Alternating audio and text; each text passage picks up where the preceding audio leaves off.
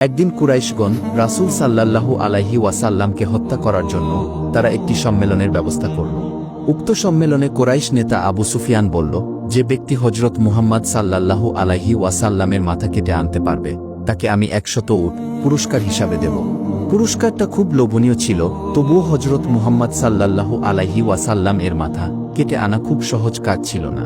যদিও কুরাইশগণ সকলেই হযরত মুহাম্মদ সাল্লাল্লাহু আলাইহি ওয়াসাল্লামের দ্বীনের বিরুদ্ধে ছিল, তবুও হাশেমি গোত্রের আবু তালিব, হযরত আমির হামজা, হযরত ইবনে আব্বাস এবং হযরত আলী রাদিয়াল্লাহু তাআলা আনহুর মতো ব্যক্তিরা থাকতে হযরত মুহাম্মদ সাল্লাল্লাহু আলাইহি ওয়াসাল্লামের মাথা কেটে আনার মতো দুঃসাহস কারোই ছিল না।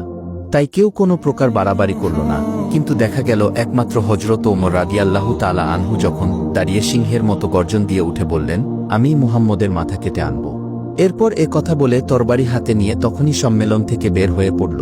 কিছুদূর যাওয়ার পর তার জোহরা গোত্রের এক ব্যক্তির সাথে দেখা হলো এবং তিনি ছিলেন হযরত সাদ ইবনে আবি ওয়াক্কাস রাদিয়াল্লাহু তাআলা আনহু।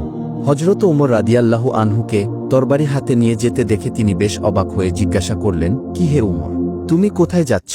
চেহারা তো খুবই উগ্র দেখাচ্ছে। হযরত ওমর রাদিয়াল্লাহু তাআলা আনহু তখন উত্তরে বললেন, মুহাম্মদের মাথা শরীর থেকে আলাদা করতে যাচ্ছি।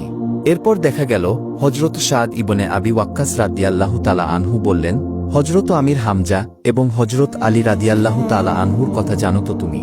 তারা মুহাম্মদের পাশেই আছে। তখন ওমর বলল, যে বাধা দেবে তাকেও আমি হত্যা করব।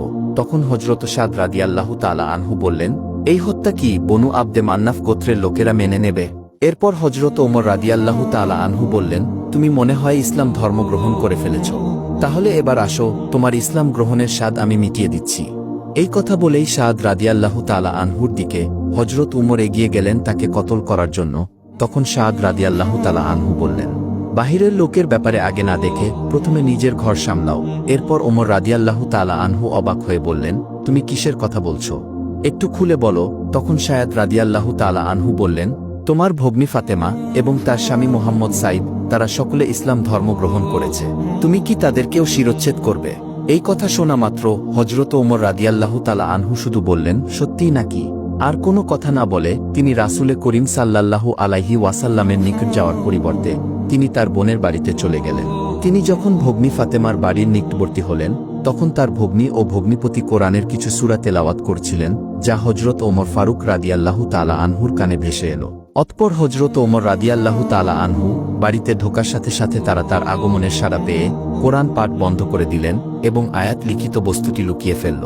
এরপর ওমর রাদিয়াল্লাহু তাআলা আনহু তাদের সামনে হাজির হয়ে জিজ্ঞাসা করলেন, কি হে, তোমরা এতক্ষণ কি পাঠ করেছিলে? তারা বলল, কোথায়, কিছুই না তো। তখন হযরত ওমর রাদিয়াল্লাহু তাআলা আনহু বললেন, মিথ্যা কথা বলছো তোমরা। আচ্ছা, তোমরা নাকি হযরত মুহাম্মদ সাল্লাল্লাহু আলাইহি ওয়াসাল্লাম এর ধর্ম গ্রহণ করেছ? দাঁড়াও, এখনই তার মজা দেখাচ্ছি। এ কথা বলেই তিনি তাদের স্বামী স্ত্রী দুজনকে নিষ্ঠুরভাবে আঘাত করলেন। তখন ফাতেমা বলল, আমরা ইসলাম গ্রহণ করেছি, তাতে তোমার কি? এ কথা বলা মাত্রই ওমর ফারুক রাদিয়াল্লাহু তাআলা আনহু ফাতেমার গালে সজোরে আঘাত করল এবং বলল, সে ইসলাম ধর্ম তোমরা ত্যাগ করো। তখন ফাতেমা বলল, আমরা ইসলাম ধর্ম গ্রহণ করেছি, এটি আমাদের প্রাণের ধর্ম। তুমি আমাদেরকে মেরে ফেললেও আমরা সে ধর্ম ত্যাগ করতে পারব না। ত্যাগ করার জন্য আমরা ইসলাম ধর্ম গ্রহণ করিনি। এরপর হঠাৎ করেই ওমর ফারুক রাদিয়াল্লাহু তাআলা আনহুর মনে কিছুটা দয়া হলো এবং ফাতেমাকে বলল, তোমরা কি যেন আবৃত্তি করছিলে? এরপর ফাতেমার মনে কিছুটা সাহস আসলো এবং কোরআনের মধ্য থেকে সূরা তোহার প্রথম কয়েকটি আয়াত তেলাওয়াত করলেন, যার অর্থ এই যে, আসমান ও জমিনে যা কিছু আছে তারা সকলেই মহান আল্লাহ তাআলার প্রশংসা জ্ঞাপন করছে। আল্লাহ পাকই সর্বশক্তিমান প্রভু। এরপর দেখা গেল কোরআনের প্রতিটা শব্দেই যেন ওমর ফারুক রাদিয়াল্লাহু তাআলা আনহু এর মনে গভীরভাবে দাগ কেটে যাচ্ছিল। এরপর ভগ্নী ফাতেমা তখন আবার তেলাওয়াত করলেন, তোমরা আল্লাহ ও আল্লাহর রাসূলের উপর বিশ্বাস স্থাপন করো। এরপর দেখা গেল হযরত ওমর ফারুক রাদিয়াল্লাহু তাআলা আনহু তার মনের অজান্তেই বলে ফেললেন, লা ইলাহা ইল্লাল্লাহু মুহাম্মাদুর রাসূলুল্লাহ।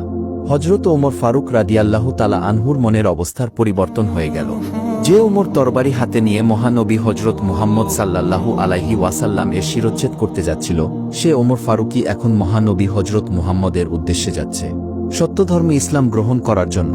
অন্যদিকে মহানবী হযরত মুহাম্মদ সাল্লাল্লাহু আলাইহি ওয়াসাল্লাম সাহাবী হযরত ইকরামা রাদিয়াল্লাহু তাআলা আনহুর ঘরে তার অনুসারীদেরকে উপদেশ দিচ্ছিলেন। তখন ঘরের দরজার সামনে হযরত ওমর রাদিয়াল্লাহু তাআলা আনহুর আগমন দেখে সকলে অবাক হয়ে উঠল। যেহেতু হযরত ওমর রাদিয়াল্লাহু তাআলা আনহুর হাতে তরবারি ছিল, তখন হজরত আমির হামজা রাদিয়াল্লাহু তাআলা আনহু বললেন, তোমরা হজরত ওমর রাদিয়াল্লাহু আনহুকে আসতে দাও। সে যদি কোনো সৎ উদ্দেশ্য নিয়ে এখানে আসে খুব ভালো কথা, আর যদি কোনো খারাপ উদ্দেশ্যে এসে থাকে তবে তার তরবারি দিয়েই তাকে সমুচিত জবাব দিব। এরপর দেখা গেল রাসূল সাল্লাল্লাহু আলাইহি ওয়াসাল্লাম বলে উঠলেন, ওমর ভালো উদ্দেশ্য নিয়ে এখানে এসেছে, তাকে ঘরে প্রবেশ করতে দাও। তখন হজরত ওমর রাদিয়াল্লাহু তাআলা আনহু ঘরে প্রবেশ করে রাসূলে করিম সাল্লাল্লাহু আলাইহি সাল্লামের সাথে দণ্ডায়মান হলেন।